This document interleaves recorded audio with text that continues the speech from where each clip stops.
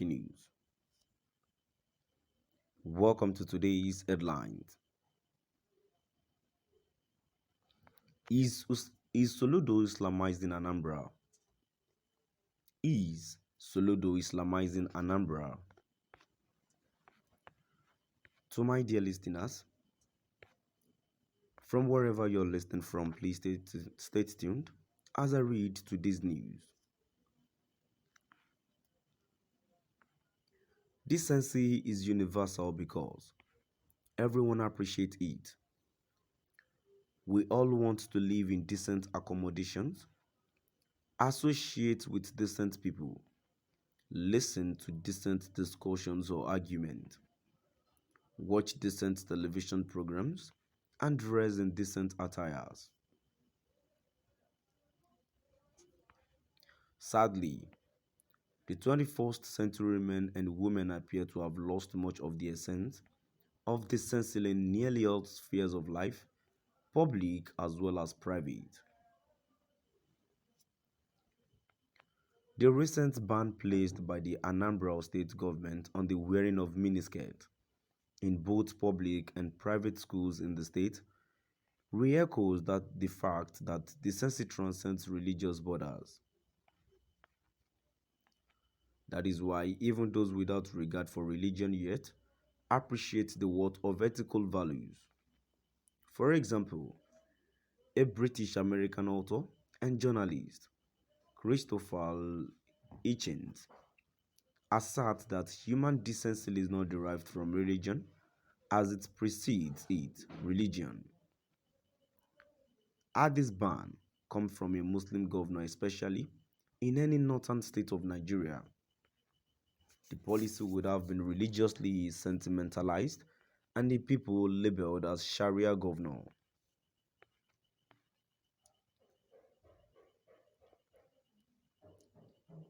The ban came when schools in the state were about reopening for the new academic session.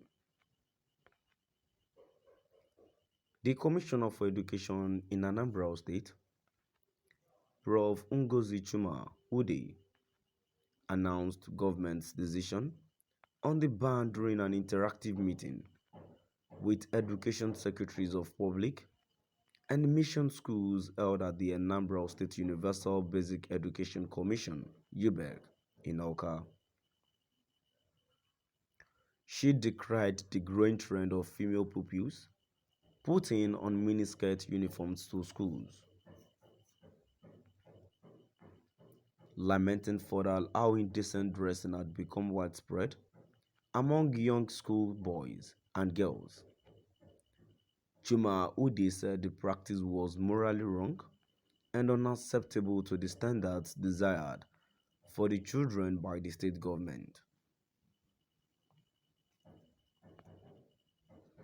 She said the acceptable measurement for uniforms in the state remained knee length. Uniforms above the knee, she noted, was fast becoming a fashion among schoolboys and girls. She therefore charged the education secretaries to ensure that schools comply with the new directives in order to salvage the future of the pupils and students in the state.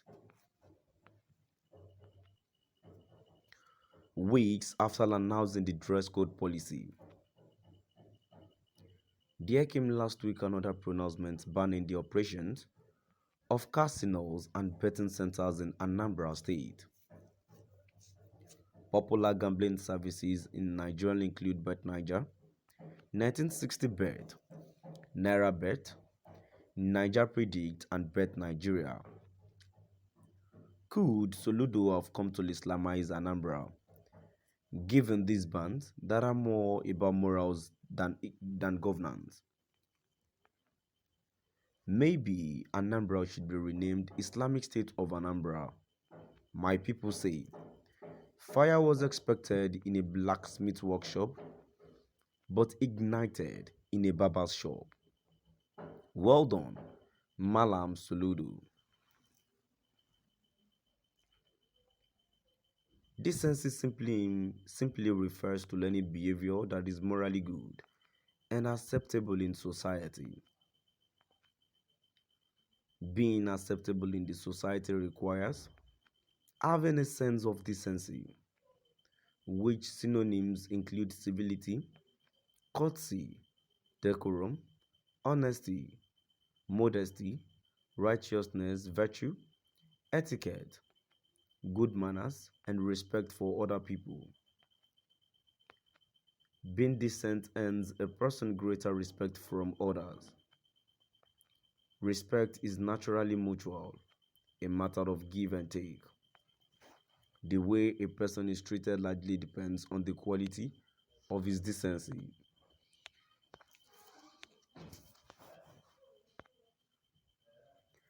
Meanwhile, some people argue about decent dressing is not the same as proper dressing.